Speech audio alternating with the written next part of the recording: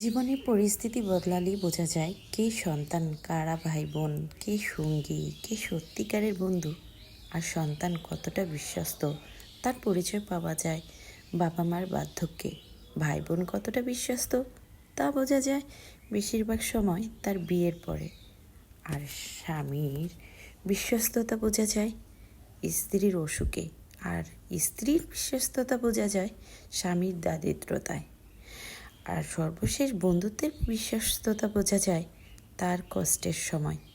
বৃষ্টির সময় যে ছাতাটা বড্ড প্রিয়, বৃষ্টি থামলে সেটা বোঝা মনে হয়।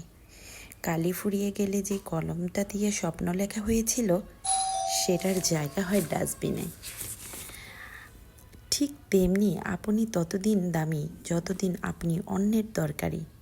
যেদিন আর উপকারে আসবেন না সেদিন আপনি আপনার আপনার অসঙ্গিক হয়ে যাবেন। মনে রাখবেন, স্বার্থ ফুরালে মানুষ ব্যবহার বদলায় আর সম্পর্ক নীরবে মারা যায়। এটাই হচ্ছে বাস্তব, এটাই হচ্ছে সত্য কথা, আর এটাই মানুষ সব সময় মানে।